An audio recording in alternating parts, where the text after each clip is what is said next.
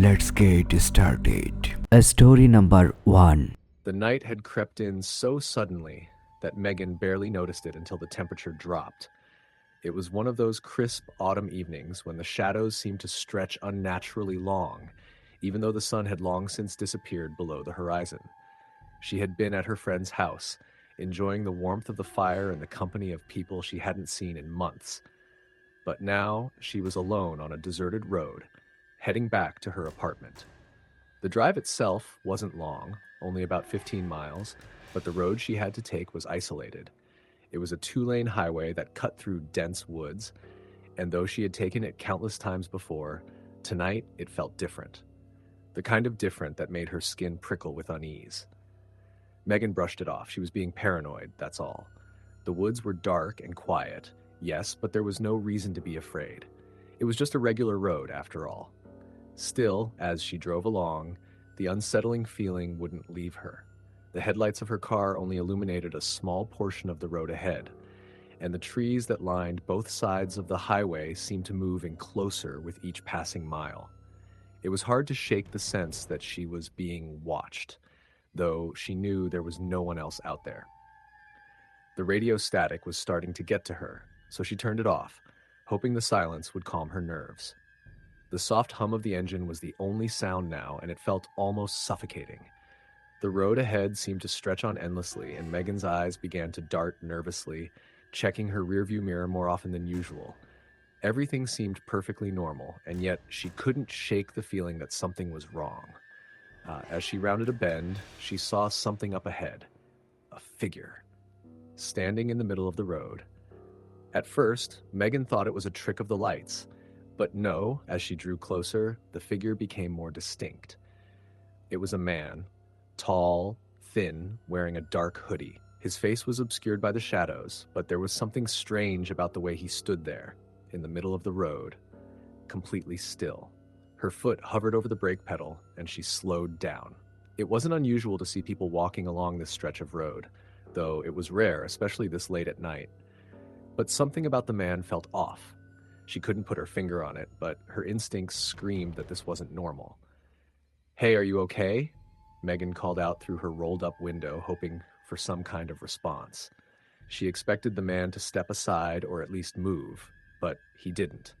He simply stood there, unmoving, his head tilted slightly as if he were listening intently to something. Megan's heart began to race. She should drive around him, she thought. There was plenty of space on the road, but instead, she found herself frozen. A sense of dread crawled up her spine, and the air in the car seemed to thicken. She quickly checked her rearview mirror to see if there were any cars behind her, but the road was empty. A sickening realization washed over her. She was completely alone out here. The man's head shifted ever so slightly, but he didn't speak. He didn't move at all. "Please move," she muttered to herself, her grip tightening on the steering wheel. Her car crept forward at a crawl, but the man didn't budge. She was close now, so close that she could make out the details of his clothing, the faint outline of his face hidden beneath the shadow of his hood. Suddenly, the man stepped forward, blocking the entire width of the road. Megan slammed her foot on the brake, coming to a screeching halt just inches from him. Her breath caught in her throat. The man didn't flinch, didn't move, and didn't speak. For a moment, everything was still. Megan's heart was pounding in her chest. She felt the tension in the air, thick and palpable, pressing in on her from all sides. Something wasn't right. This wasn't just some lost traveler or a hitchhiker waiting for a ride. This man had a stillness about him that was beyond eerie. She could see his chest barely rising and falling with each breath, but that was all. He looked like a statue, like he had been standing there for years. A flash of movement caught her eye, a figure in the trees, just beyond the road. It was hard to see clearly, but Megan thought she saw another person standing in the shadows, watching her. Her blood ran cold. The man in the road suddenly raised his hand. At first, Megan thought he was signaling for her to stop, but then she realized what he was doing. He was pointing directly at her car. Frozen with fear, Megan couldn't move. Her hands were shaking, and she felt as though her entire body was paralyzed by the overwhelming sense of dread that had settled over her. Then, just as quickly as it had started, the moment passed. The man lowered his hand and, without a word, slowly stepped to the side of the road. Megan's heart was pounding in her chest, and she didn't even think twice before hitting the gas. Her tires screeched as she sped away, leaving the man standing in her rearview mirror. As she drove, she could still feel the weight of the strange encounter lingering. She didn't look back. She couldn't. But every time her headlights passed over the trees, she thought she saw movement out of the corner of her eye, shadows darting between the trunks, figures shifting in the darkness. Her grip on the wheel tightened, and she drove faster, desperate to get away from whatever was lurking in the woods.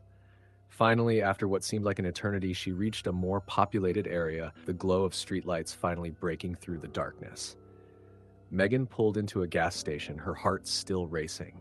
She sat in her car for a long time, breathing heavily, trying to calm herself.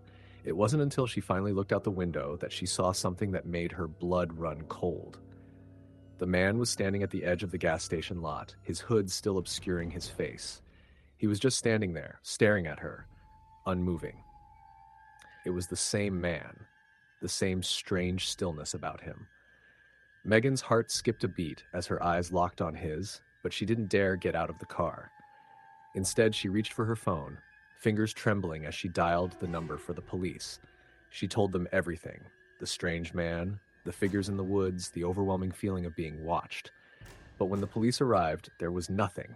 No sign of the man, no figures in the trees. The road was empty. The gas station was quiet. The officer just gave her a confused look. "Are you sure?" "There's nothing here." But Megan knew what she had seen. She knew she hadn't imagined it. A week later, Megan heard from a friend who lived near the highway. There had been reports of strange sightings along that road, people disappearing, only to turn up miles away with no memory of what had happened. Megan didn't drive that road again. The feeling of being watched, the man standing in the road, the figures in the trees, it stayed with her. Every night, the memories haunted her dreams, and she couldn't shake the thought that something sinister was lurking just beyond the edge of the trees, waiting for the next unsuspecting driver to pass by. Story the end. Story number 2. It was around 2 a.m. when Jake's shift ended at the convenience store on the outskirts of town. He was tired, having worked the graveyard shift for the last few days, and he just wanted to get home and sleep. The small, rundown store was located on a long, desolate stretch of road. It was always quiet during the late hours, with barely any customers except for the occasional trucker or lost traveler passing through. Jake locked the door behind him and stepped out into the cold night air. The streets were empty, with nothing but the occasional street lamp flickering faintly in the distance. His car was parked a few spaces down the street, the only vehicle in sight. He had grown used to the stillness of the area, but tonight, something felt different. There was an unusual weight in the air, a quiet tension that made the hairs on the back of his neck stand up. He shook off the feeling as he made his way to his car, fumbling in his pocket for his keys. As he approached the car, he noticed something odd. One of the rearview mirrors was turned slightly inward. Jake frowned. He was sure he had left it just the way he always did. Maybe someone had bumped into it or adjusted it. It wasn't a big deal, but it was enough to make him feel uneasy. He climbed into his car, started the engine, and began driving down the dark road.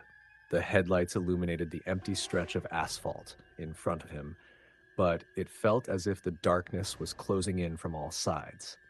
He had made this drive countless times, but tonight the isolation felt pronounced. There were no other cars, no lights from neighboring buildings, just the endless stretch of trees and the occasional patch of fog that seemed to rise from the ground. As he drove, Jake began to feel like he was being watched. It was a familiar sensation, one that crept up on him when he was alone for too long. He glanced in the rearview mirror, half expecting to see something behind him, but there was nothing. The road stretched on, empty and desolate. He shook his head, trying to shake off the growing sense of paranoia. The road he was driving on was remote, cutting through thick forest with nothing but trees on either side. The occasional deer would dart across the road in the early morning hours, but tonight, the only thing moving was the wind rustling through the branches. Still, Jake couldn't shake the feeling that something was wrong. It was as if the world around him had become too quiet, too still. Every little sound, his breathing, the hum of the tires on the asphalt, seemed magnified in the eerie silence.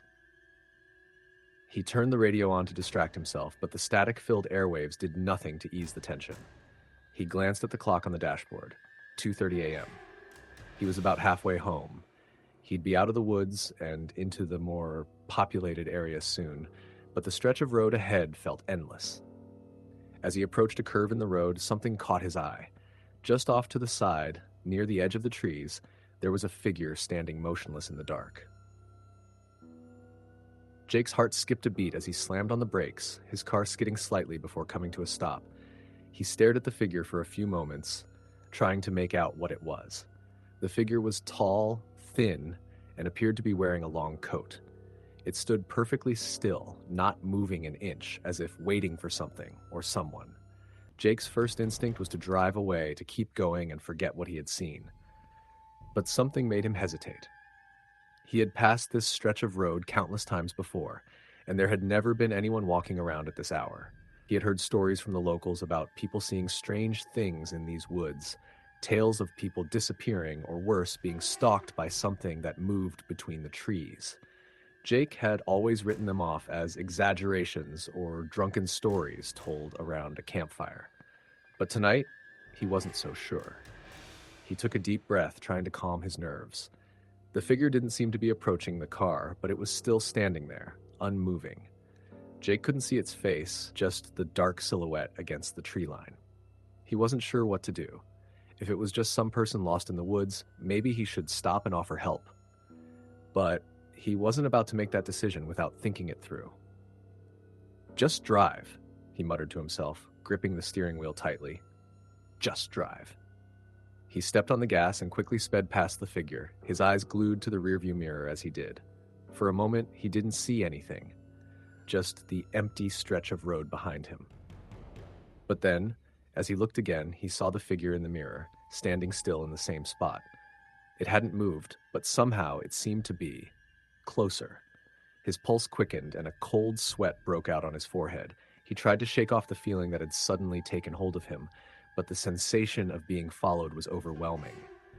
He glanced in the mirror again, but this time the figure wasn't there. He looked around, but the road ahead of him was still empty. Had he imagined it? Was it just his mind playing tricks on him? Suddenly, a flash of movement caught his attention. He whipped his head around, looking to his left as he drove. There in the trees, a figure was moving swiftly, keeping pace with his car, darting between the trunks like some kind of shadow. Jake's breath caught in his throat as he slammed on the brakes again, his car skidding to a stop in the middle of the road. He stared into the trees, trying to make sense of what he had just seen. There was no mistaking it. A tall, shadowy figure was darting between the trees, its movements jerky and unnatural. It wasn't walking. It was more like it was floating, moving too quickly to be human. Jake's heart was racing, and his instincts screamed at him to leave, to drive away as fast as possible. But he couldn't move.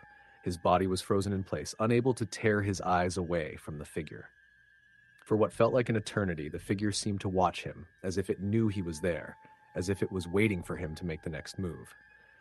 Finally, after what felt like forever, Jake slammed the car into gear and sped off, the tires screeching as he accelerated down the road. He glanced in the rearview mirror one last time, but there was nothing there. No shadow, no figure, just the empty stretch of asphalt behind him. It wasn't until he reached the town that he was able to breathe again. The streetlights illuminated the road, and the houses began to appear on either side, signaling that he was finally out of the woods. He turned onto his street and pulled into his driveway, his hands trembling as he parked the car.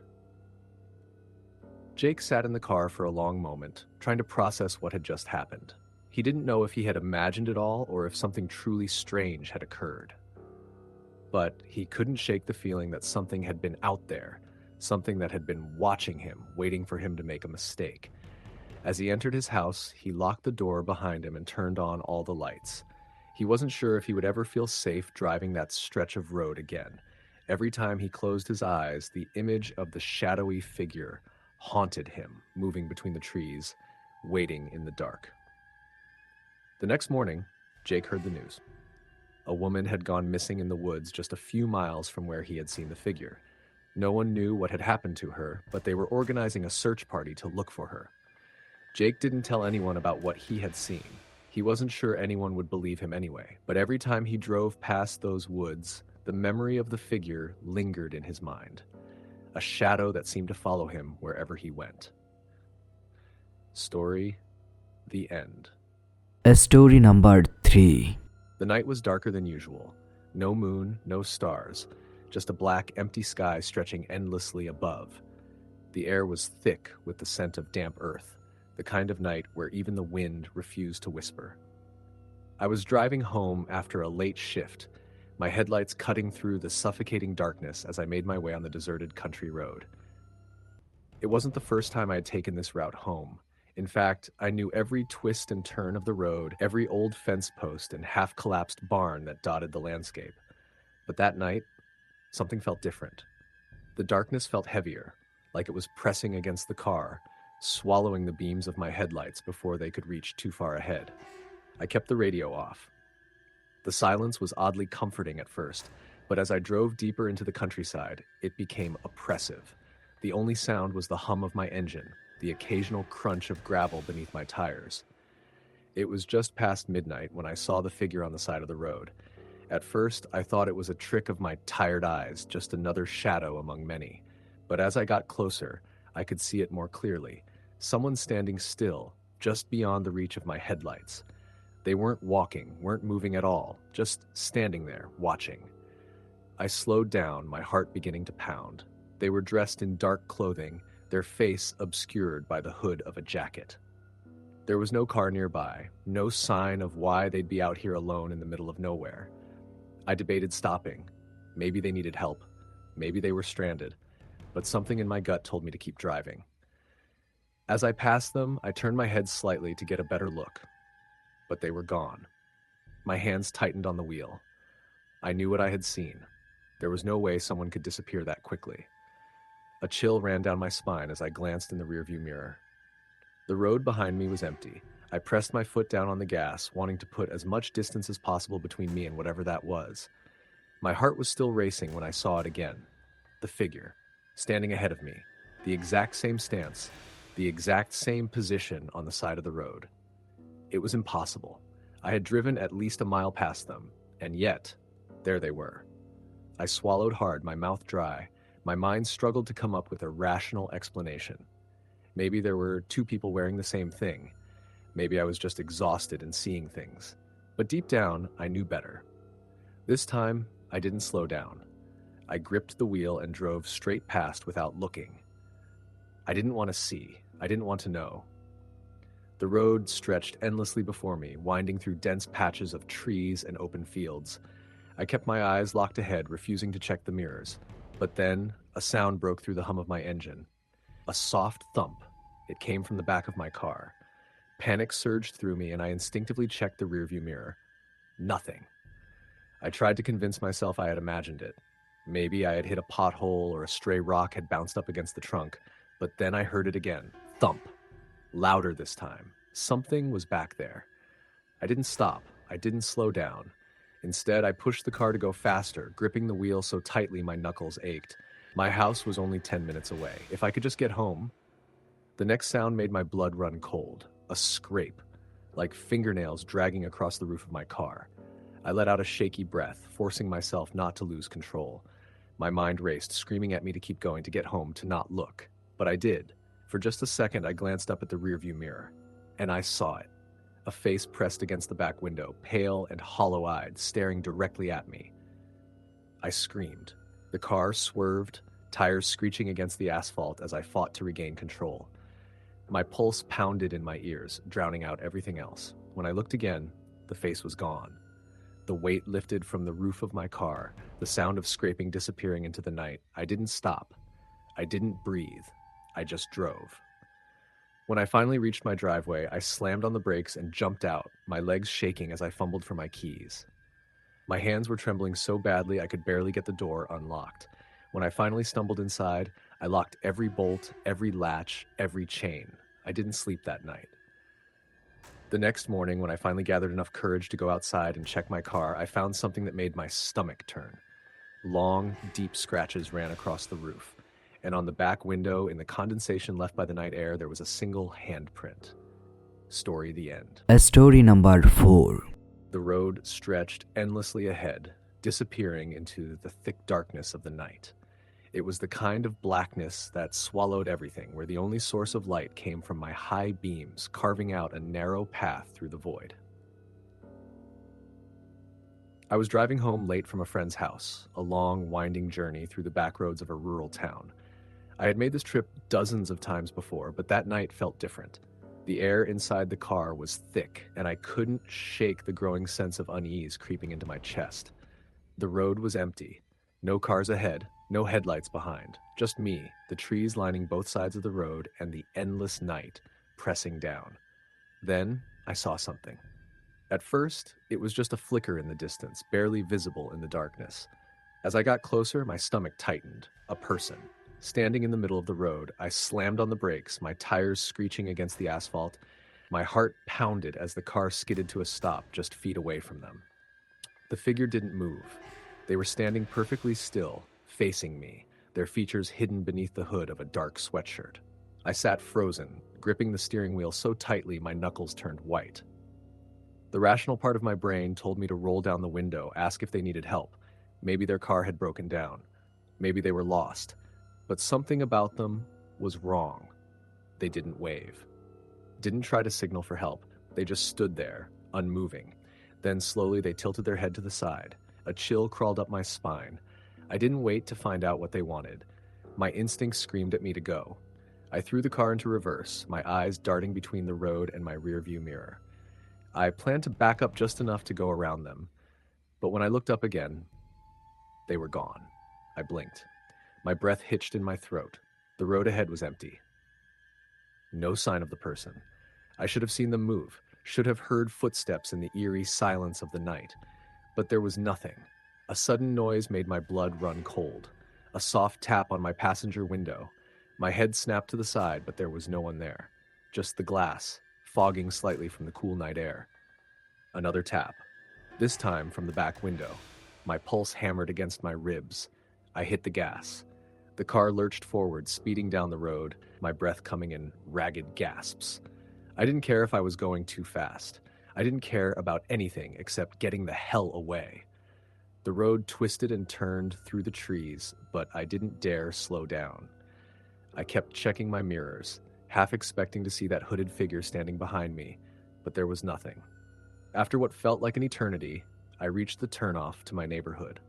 My hands were shaking as I pulled into my driveway, shutting off the engine and locking the doors the second I stepped out.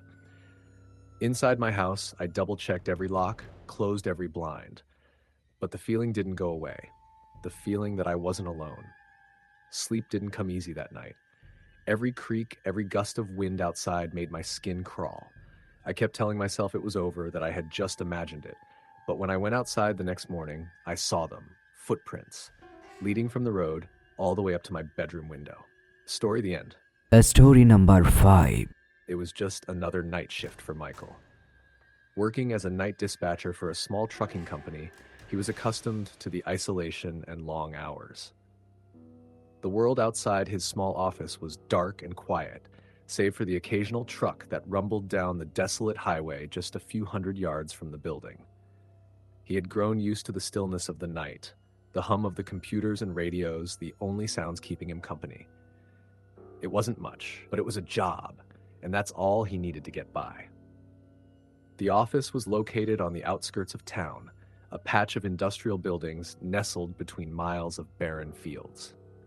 The streetlights flickered intermittently, and the only other building near the office was a convenience store that had long closed for the night. Michael had always found it a little eerie, being so far away from any other businesses, but he didn't think much of it. It was just a place to work and pay the bills. As the hours dragged on, Michael found himself staring at the clock, counting down the minutes until his shift would end. The last truck of the night had made its delivery and was on its way back, leaving the office eerily quiet. He sat back in his chair, stretching his arms above his head, and trying to shake off the growing sense of restlessness that had begun to creep in. The radio crackled to life, breaking the silence. It was a call from the truck driver, Sam, who had been on his final leg of the route. The voice on the other end sounded strained, tired. "Hey, Mike," Sam said, his voice sounding almost garbled over the radio. "I think there's something wrong with the truck. I'm just a few miles from the office, but it's making a weird noise. Could you take a look when I get back?" Michael's fingers hovered over the keyboard as he typed a quick response. "Yeah, no problem, Sam. Just pull in when you get here." He leaned back in his chair, sighing. The night was dragging on, and the thought of checking the truck didn't sound all that appealing, but it was part of the job. He pushed himself out of his chair and went outside to stand by the entrance, the cool night air rushing over him as he glanced down the darkened road, waiting for Sam's truck to appear. Minutes passed and the truck still hadn't arrived. Michael checked his watch. It was strange. Sam wasn't usually this late, and Michael had an uneasy feeling that something wasn't right. He had driven this route countless times and knew the road well, and it didn't make sense for Sam to be delayed. He took a few steps toward the end of the lot, his eyes scanning the darkness.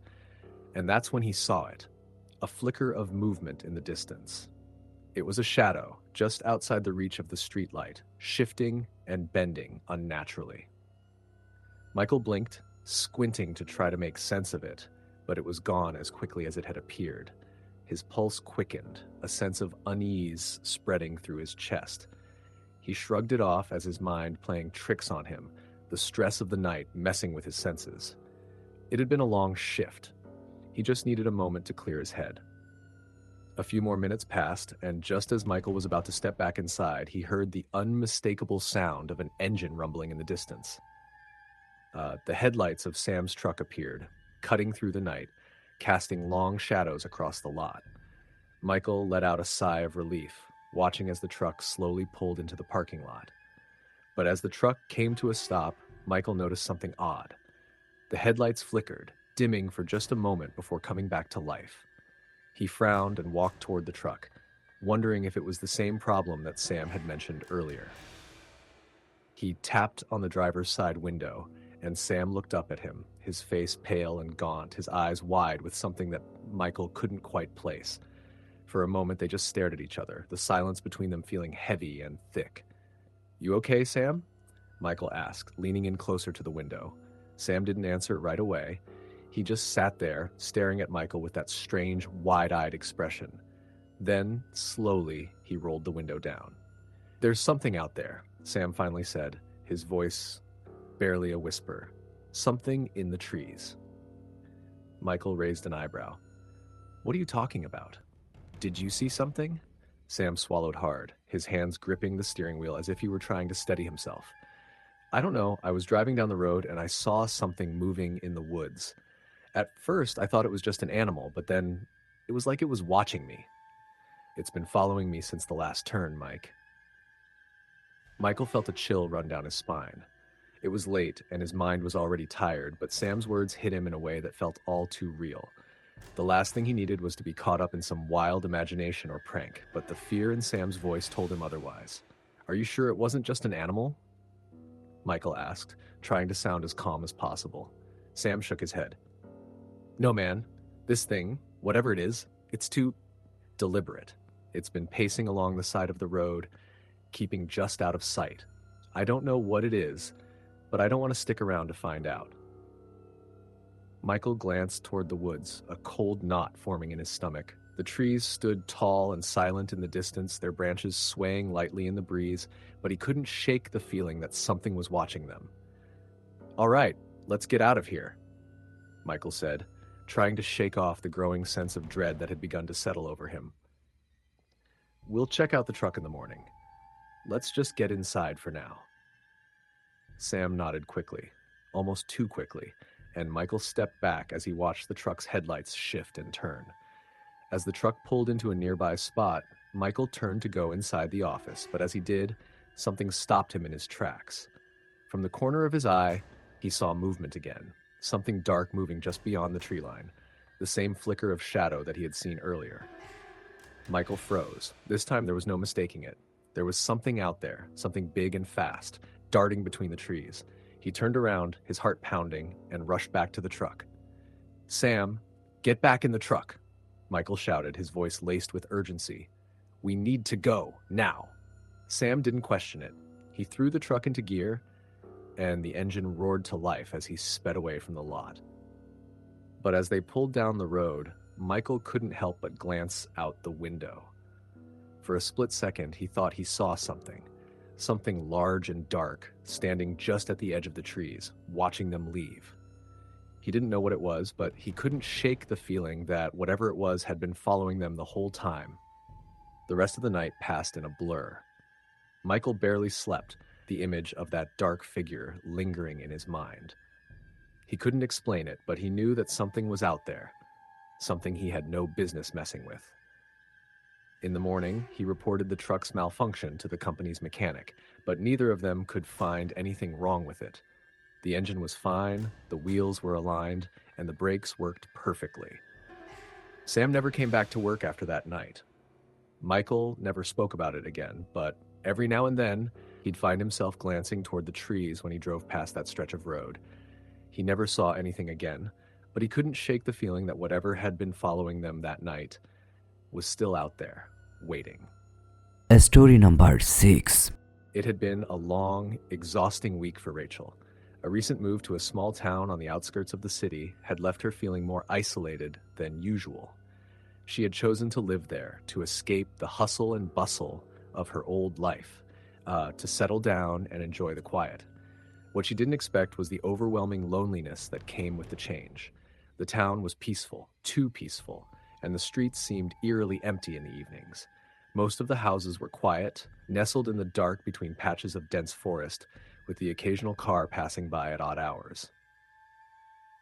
Rachel worked from home, so her days consisted of long hours in front of her computer, handling emails and conference calls. On weekends, she would walk around the small town, trying to get acquainted with the local shops and cafes, but the lack of interaction left her feeling like a stranger. The people she had met were friendly enough, but she still hadn't managed to make any close connections. It was the kind of town where people had lived for generations, and outsiders weren't easily accepted. This particular Saturday night, the isolation felt more suffocating than usual. She had just finished a late dinner and was sitting in her small living room, scrolling through her phone, when she noticed the strange silence that had crept in. There was no sound from outside, no distant voices, no rustling of trees in the wind, nothing. It wasn't unusual for the town to be quiet, but tonight felt different. The air felt thicker, like something was waiting, hanging just beyond her reach. Rachel shook off the unsettling feeling and stood up to get some fresh air. She had lived in this house for almost 3 months now, a quaint cottage at the edge of the town, and had grown used to the nighttime quiet. It was a bit secluded, nestled against a patch of forest that stretched for miles in every direction. There were no neighbors on her street, just a few vacant houses further down. She often found herself walking along the overgrown path near the forest, where the trees towered above her and the shadows stretched endlessly. She grabbed her coat, pulled on her boots, and stepped outside, the chill of the evening air hitting her face as she closed the door behind her. The moon was full, its light reflecting off the damp ground and casting an eerie glow on the surroundings. Rachel walked down the gravel path, heading toward the forest edge. The air smelled faintly of pine and damp earth. She took in a deep breath, trying to calm the uneasy feeling that had settled in her chest. As she walked deeper into the woods, the sound of her boots crunching on the dry leaves was the only noise that filled the silence. She could hear the occasional hoot of an owl or the rustling of a small animal in the underbrush, but otherwise, the world felt still. Her steps slowed as she reached a clearing near the edge of the forest. The view from this spot was one of the few things she liked about living here. The landscape stretched for miles, and on clear nights like tonight, she could see the lights of the town twinkling in the distance. Rachel stood there for a moment, taking in the view, but the feeling of being watched crept up on her again. She turned around quickly, expecting to see a person standing behind her, but the clearing was empty. There was nothing but the quiet rustle of the trees and the stillness of the night. Her heart began to race, and she laughed nervously, trying to shake off the anxiety that was gnawing at her. It was just her imagination, she told herself. But as she started to turn back toward the path, she caught movement out of the corner of her eye. Someone was standing at the edge of the woods, just beyond the clearing. The figure was tall and thin, dressed in dark clothing. Rachel's breath caught in her throat and her heart began to pound in her chest. She froze, staring at the figure as it remained still, unmoving, staring directly at her. "Hello?" she called out, her voice trembling slightly. The figure didn't respond. It just stood there, its outline barely visible in the shadows, as if it were waiting for something. Rachel's mind raced. It was too late for someone to be out there, and no one else lived near this part of the woods. Her stomach twisted with dread. "Hello?" she tried again, taking a cautious step forward. "Are you lost?" The figure still didn't move. Rachel felt a chill wash over her as her gut instinct screamed that something wasn't right. She tried to convince herself it was just another local out for a late-night walk, but deep down she knew it wasn't. Her body tensed as she slowly took another step forward. The figure finally began to move, but it was slow, deliberate. The way it moved, unnaturally stiff, sent a shiver up her spine. Rachel didn't wait any longer. She turned and began walking quickly back toward the path, her footsteps quickening as she heard the figure move behind her. It was a soft, shuffling sound, but it was unmistakable. She didn't dare look back. The further she walked, the more the sound seemed to get closer, just behind her. Her heart was hammering in her chest as she broke into a run, the forest suddenly feeling much more menacing than it ever had before. Her breath came in ragged gasps, and the cold air burned her lungs as she sprinted toward the house. She didn't know what she thought would happen if she turned around, if the figure was still following her. But she couldn't shake the feeling that whatever it wasn't human. When Rachel finally reached the gate of her property, she turned around for the first time, expecting to see the figure just behind her. But the forest was empty, no sign of movement. She stood there for a moment, panting, trying to steady her breathing, trying to convince herself it was all in her head. Maybe she had imagined it. Maybe she had simply gotten scared. But the unease in her chest didn't subside. With trembling hands, she opened the gate and hurried back to the front door, locking it behind her once she was inside. She leaned against the door, her heart still racing as she tried to calm herself. But despite the warmth of her home, the cold feeling of dread lingered in her bones. Rachel didn't sleep that night. She stayed awake, listening to the quiet creaks of the house and the occasional sound of wind whistling through the trees outside. Her mind raced with questions. Who was that figure? What did they want? Why hadn't they spoken to her? Her thoughts were interrupted when she heard a faint scratching noise coming from the back door. She froze, her blood running cold. It was soft at first, barely audible, but then it grew louder, more insistent, as if someone or something was trying to get in. Rachel's heart pounded in her chest as she slowly crept toward the back door, her eyes scanning the darkness beyond the window. There was nothing outside, nothing but the faint glow of the moon casting long shadows across the yard. The scratching continued for a few more moments before it suddenly stopped. Rachel stood there, trembling, waiting for any sign that something was wrong. But there was nothing. The house was silent again, as if the world had returned to its usual stillness. Still, she couldn't shake the feeling that something was out there, watching her. The next day, Rachel decided to visit the local coffee shop, hoping a change of scenery would help ease her mind. She sat at a corner table, sipping her coffee, when a woman sitting at the counter turned to her with a smile. Rachel had seen her around a few times, but they had never spoken. The woman's expression was friendly, but there was a faint shadow of something in her eyes, a knowing look that made Rachel uneasy. "You're the new one in the old cottage, right?" the woman asked, her voice warm but tinged with something else. Rachel nodded. "Yes, I just moved in a few months ago." The woman studied her for a moment before speaking again. "I've heard strange things about that place," she said softly, leaning in a little closer. "People say there's something not right about the woods around there." Rachel's stomach twisted, and she forced herself to smile. I'm sure it's just rumors. The woman didn't smile back. Be careful, dear, she said softly, her voice dropping to a whisper. The woods don't take kindly to strangers. Rachel didn't know what to say. The woman's words hung in the air, heavy with an unspoken warning. She left the coffee shop shortly after, her mind racing with more questions than answers. That night, as she lay in bed, she could hear the wind howling through the trees outside her window, the shadows dancing in the dim light.